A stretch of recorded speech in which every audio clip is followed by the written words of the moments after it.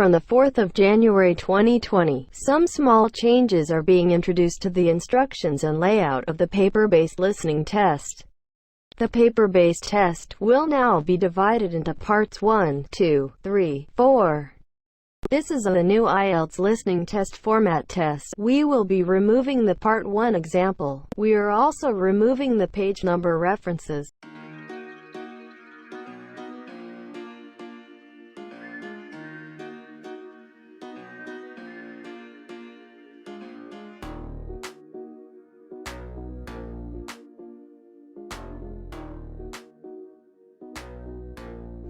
Part 1. Exam practice. Listening. You'll hear a woman calling Laverton Arts Centre for some information. First, you have some time to look at questions 1 to 6.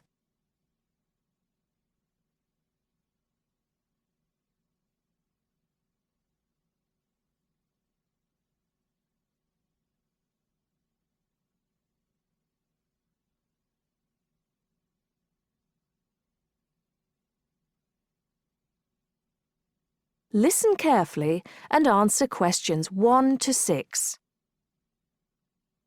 Laverton Arts Centre. How can I help you? Hello. I've been to the Arts Centre a few times recently, and I understand you have this scheme for regular visitors. The Friends of Laverton Arts Centre. Yes, that's right. I wonder if you could tell me a little about it. I mean, how much it costs and what benefits it offers, things like that. Certainly. Well, first of all, the good news is that we've recently changed the scheme. It used to cost £15 a year, but now it's free. All you have to do is fill in an application form. You can either come to the Arts Centre and do that here, or you can go to our website and apply online. And so what are the benefits of joining? There are actually quite a few. As a friend of Laverton Arts Centre, you'll receive a newsletter every 3 months with information on all the forthcoming events. That sounds useful. You also get priority booking for shows and concerts in the main theatre. Can you explain how that works exactly? Yes. What that means is that when tickets go on sale, for the first 2 days they're only available to Friends of the Arts Centre. So as long as you book early, you can make sure you get seats. Great! Do you ever offer discounts to Friends of the Centre? Under the old system, when you had to pay to be a member, we did. Under the new system, there won't be any discounts for shows in the main theatre or films at the Arts Cinema. Having said that, we will be offering some discounts to members for performances in the small theatre. There'll be information about this in each issue of the newsletter. I suppose I can find that information online as well, can I? Absolutely. Actually, we're redoing our website at the moment. Right now, there actually isn't a special section for Friends of the Arts Centre on the website. Once the site's been redesigned, there will be. You'll be able to put in your username and password and enter a special section just for you. It sounds excellent. Are there any requirements, though? I mean, as a member, do I have to do anything? Yes, sorry, I forgot to mention that. There are no formal requirements at all, though obviously we have this scheme to encourage people to attend events here regularly. So we ask that you attend at least 4 events a year, whatever they are, if you possibly can. Nobody's going to count, though, and it's totally up to you. That sounds fair enough. Before you hear the rest of the conversation, you have some time to look at questions 7 to 10.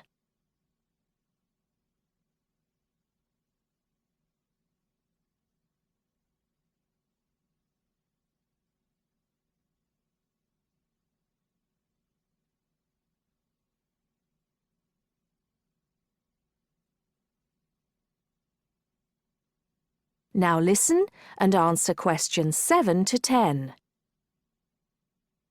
While you're here, we're actually conducting a short survey of people who phone up the Arts Centre.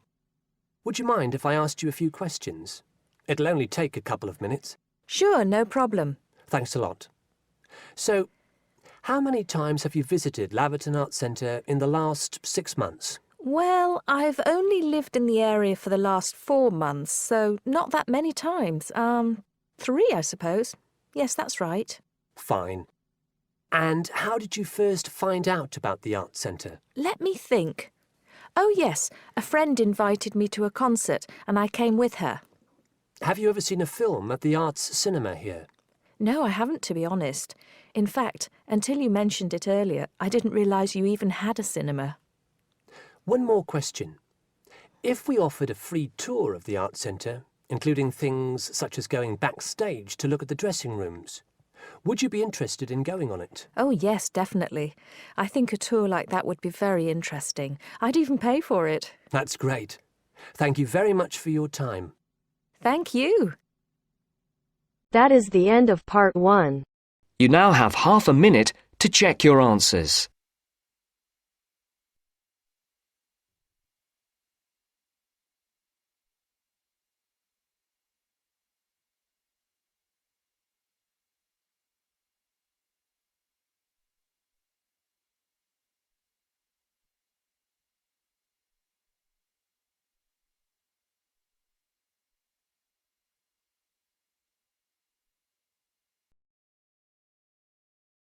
Now turns to part 2. Part 2. You are going to listen to a conversation between two students about preparing a questionnaire as part of an essay assignment. First, you have some time to look at questions 11 to 14.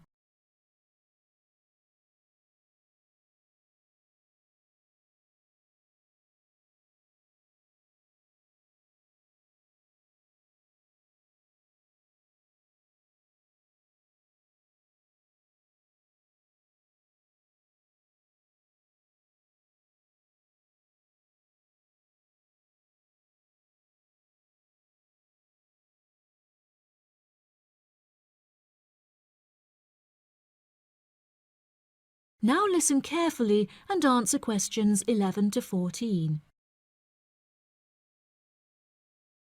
I've never written an essay of more than 1,500 words before, Anne. Me neither, Mark, and it scares me. I wouldn't worry. We'll just have to pretend it's 4 essays of 1,500 words and join them together.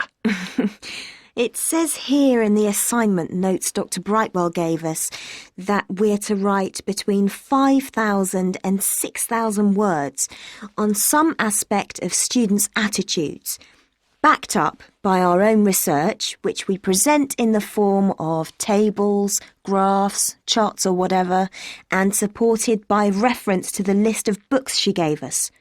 Oh, I didn't realise there had been so many social science books written about students. Oh, yeah. There are a lot. And the questionnaire? Yes, we have to prepare a questionnaire to gather our own data for the graphs, etc., and hand it in to Dr. Brightwell in draft form in 2 weeks' time. 2 weeks? That's what she said, and what it says here. She says that it's better to have it checked before we go on to collect the information and start the writing. Suppose she's right. We'd better get started then. But she didn't say how we were going to put the questionnaire together. Does it say anything in the notes? Nope. It only says that we are limited to 4 sides of A4 and no more than 50 questions. If that's the case, it's not that bad. Before you hear the rest of the programme, you have some time to look at questions 15 to 20.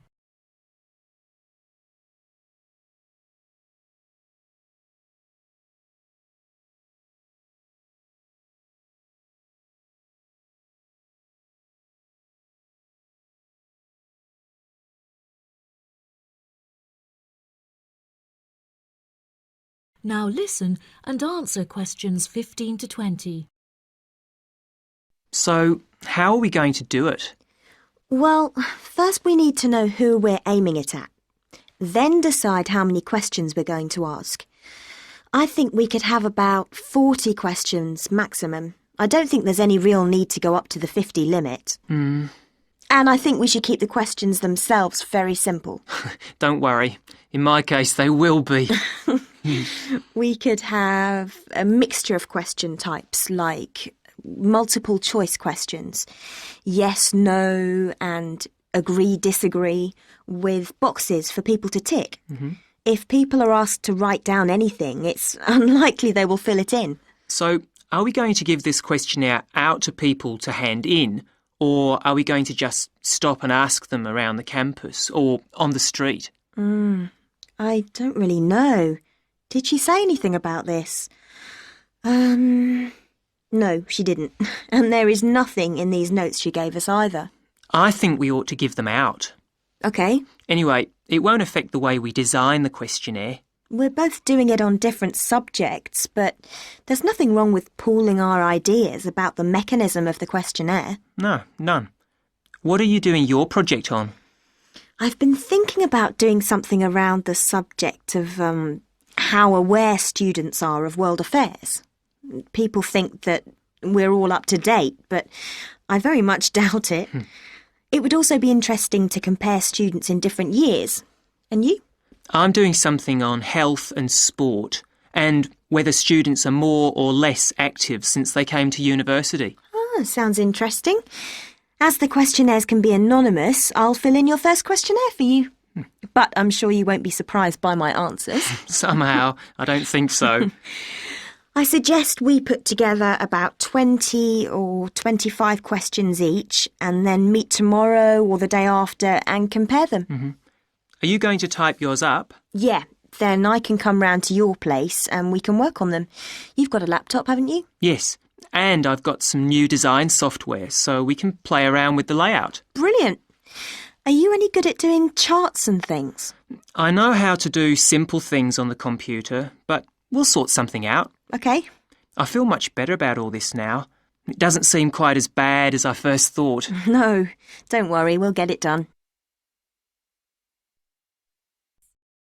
That is the end of part 2. You now have half a minute to check your answers.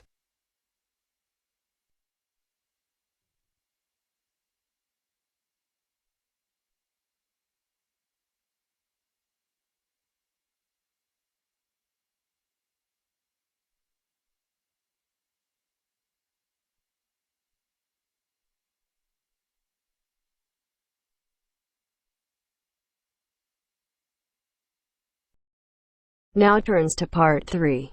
Part 3. You will hear a student talking to her tutor about a presentation. First, you have some time to look at questions 21 to 23.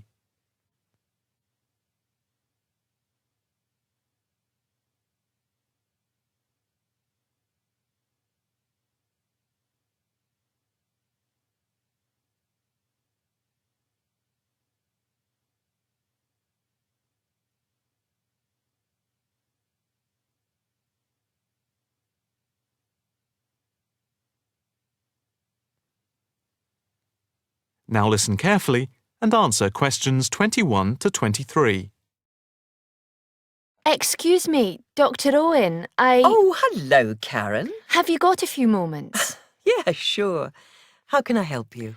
Well, I've had difficulty finding data on the original question, and I was wondering if I could change my paper to Investment in Knowledge, comparing some European countries with the United States, and then with others throughout the world, including the OECD average.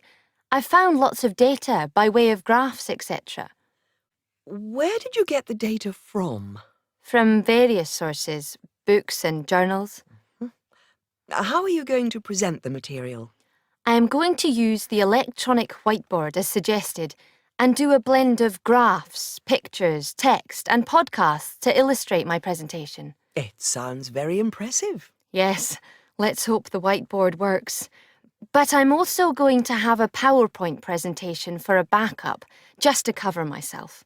A backup is a good idea, but it's a lot of work doing everything twice. It is, but at least I'll have experience of both. Before we talk about how to use the data I've selected, could you give me the names of a few websites I should look at for more specific background material? When you type in anything to do with knowledge, there are millions of sites listed. Before you hear the rest of the conversation, you have some time to look at questions 24 to 30.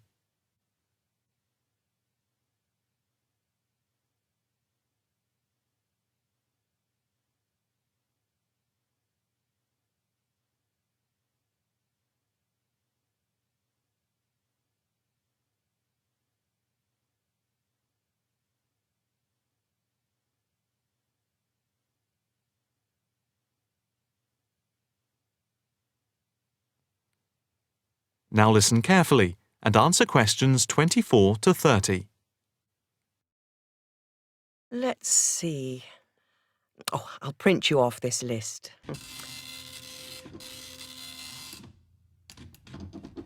Oh, there we go. Right. Do I really need to study everything on these? No, I suggest there are 5 or 6 you can look at. The one you have to go through is the IT department section on the university site, which is www.kmul.org. It has articles by all of us in the department and has links to useful information, so I think it is essential to look at this.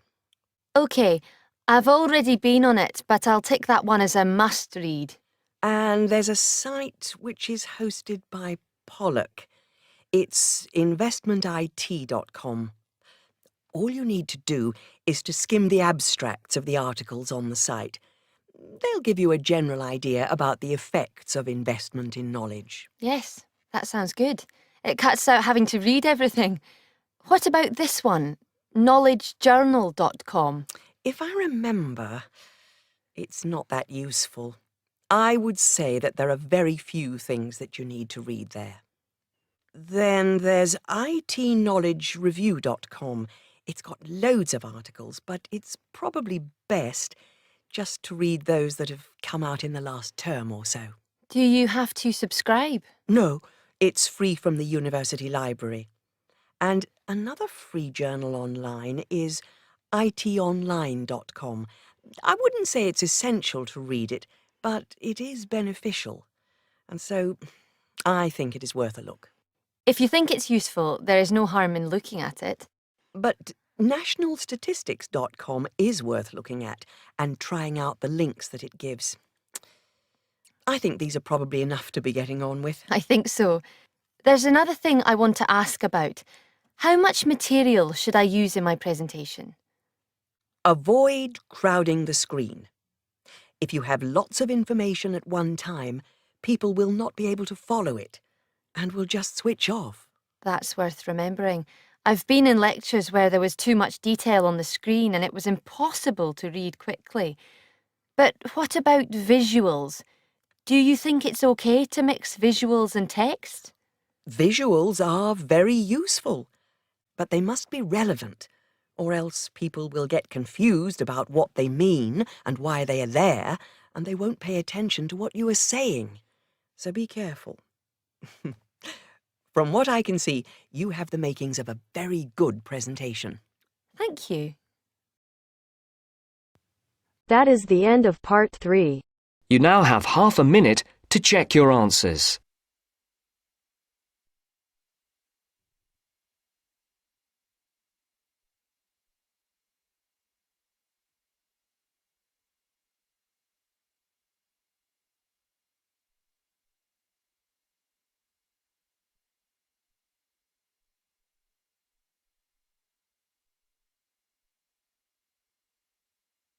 Now turns to part 4. Part 4. You are going to hear a lecture on life at work, which is being given as part of a series of lectures on productivity and work practices. First, look at questions 31 to 35.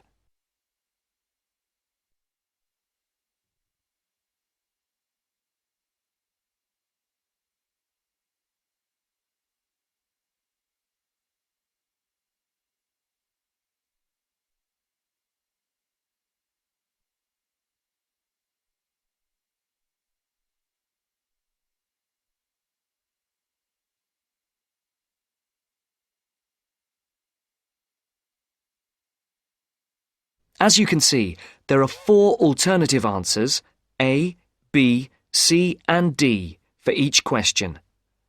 Decide which alternative is the most suitable answer and circle the correct letter. Good afternoon. My name is Dr. Charles Butt, and I shall be giving you a series of lectures on productivity and work practices over the coming weeks. There will be 10 lectures in the mornings as part of this course, and in addition there will be 3 lectures in the evenings from 6 to 8, which will be given by outside speakers. I would like first to look at a recent report on life at work. The report shows that the average British worker takes less than half an hour for lunch, 27 minutes to be precise, and that sick leave is on the increase. The drop in the length of time spent on lunch was 9 minutes when compared to last year, down from 36 minutes. According to the report, this is the first time that the average lunch break has fallen below half an hour. As regards sick leave, you can see that the average figure is 10 days per year. That's up by 1 day in 2002 compared to 2001. While physical illness was given as the most common reason for absence in the case of non-manual workers, stress was the most common cause of long-term absence. It's worth noting here that 9 out of 10 workers claim that stress is a problem in their organisation, and that 8 out of 10 bosses are feeling more stressed than ever before. I would just like to say here that we will be looking at the stress in work and study at a later date. And we'll be looking particularly at ways of dealing with it in studying, particularly for exams. You can see from the calendar that Professor Appleyard will be giving a lecture on this topic the week after next. The report also says that just below 50% of workers claim that they were taking less time off for holidays than they were entitled to. I'm not sure that this will be believed by the employers. Previous surveys have suggested that about 1/3 of days that have been taken by workers as days off sick were regarded by bosses as not being the result of genuine illness. Some more hard data is required to corroborate both these claims. Before the speaker continues,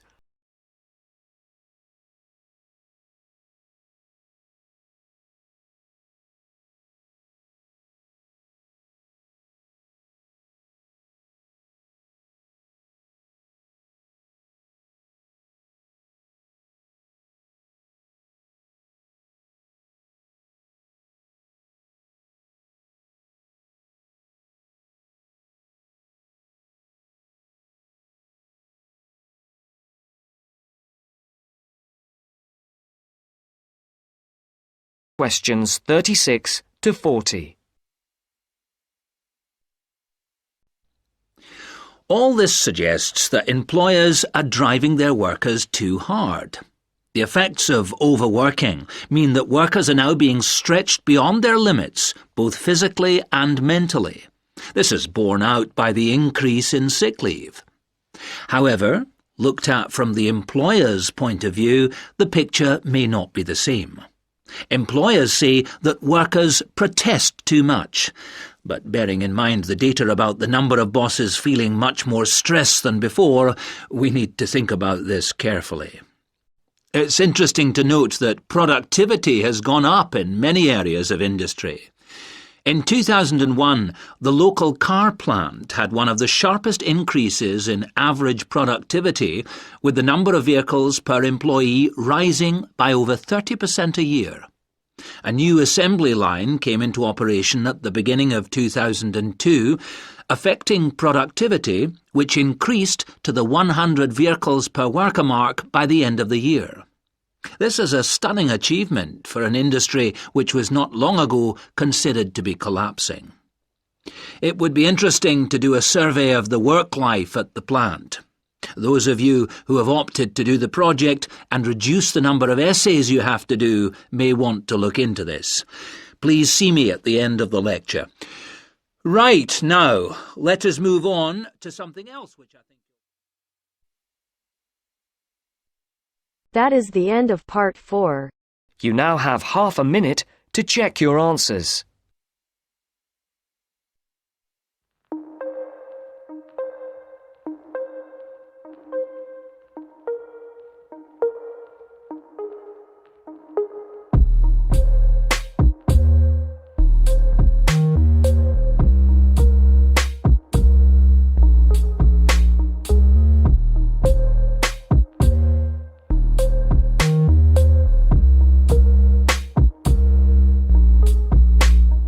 That is the end of the test. You now have 10 minutes to transfer your answers to your IELTS listening answer sheet.